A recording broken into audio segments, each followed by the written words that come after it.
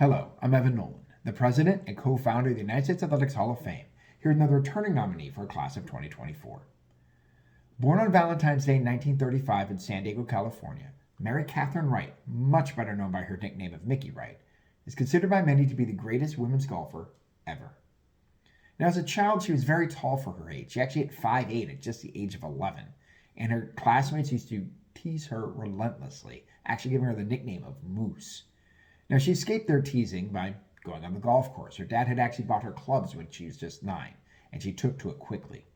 By the time she was 13, she was hitting scores into the low 80s. At 14, she won the Southern California Girls Championship. And at 15, she won an invitational tournament in La Jolla in which she'd hit her first hole-in-one along the way. When she was 17, she won the 1952 U.S. Girls Junior Championship and would attend Stanford University, playing golf there on their team. But her scores for the Stanford golf team were essentially comparable to the women professionals at the time, so she left before graduation.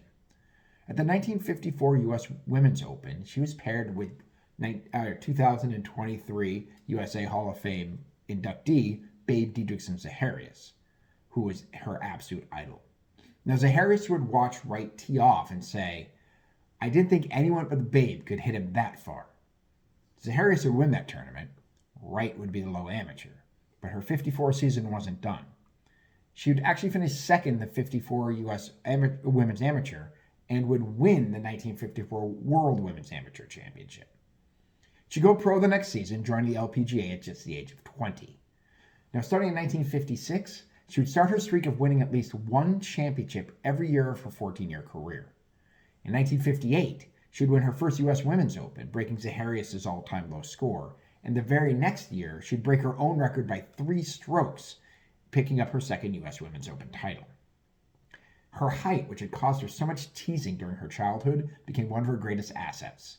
While that, and what no less than Ben Hogan called the greatest golf swing he had ever seen.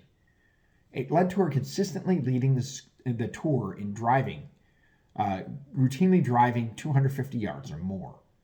That was higher than most professional men at the time. As a matter of fact, she actually hit a shot in Dallas with the wind at her back that overdrove a 385-yard hole. Now, the best stretch of golf in her career is between 1960 and 1964, when she won the Vare Trophy, which is given to the lowest average score on the tour for the year, for all 5 seasons. And she'd lead the tour in money winnings in 61 through 64. She'd be the first and still only woman to hold all 4 major titles at the same time, actually winning 7 out of 10 majors at one point.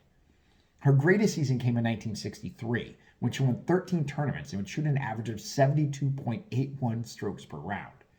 She'd be named the AP Female Athlete of the Year in 63 and again in 64.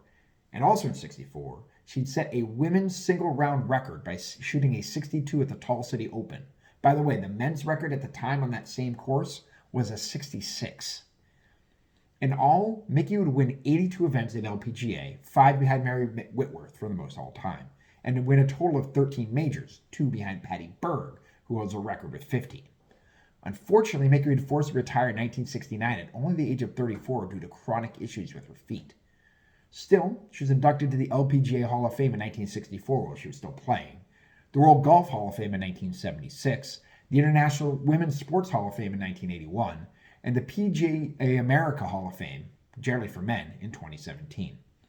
She also won the Bob Jones Award, which is the highest honor given by the U.S. Golf Association, and in 2009 was rated by Golf Magazine to be the 9th greatest golfer of all time and the greatest woman golfer. Fortunately, in our Hall of Fame, she finished 5th from the bottom last year, which is ridiculous. It seems to me like Mickey Wright should be getting into a Hall of Fame sooner than later. But of course, that's up to you. You guys are the voters, not me. But you can vote for Mickey Wright or any of our other nominees to the United States Athletics Hall of Fame at www.theusahof.com. That's the USAHallOfFame.com. Voting continues between now and close our polls on December 1st, so vote as often as you like, as long as only once a day. I'll be back soon with another nominee, but until then, take care.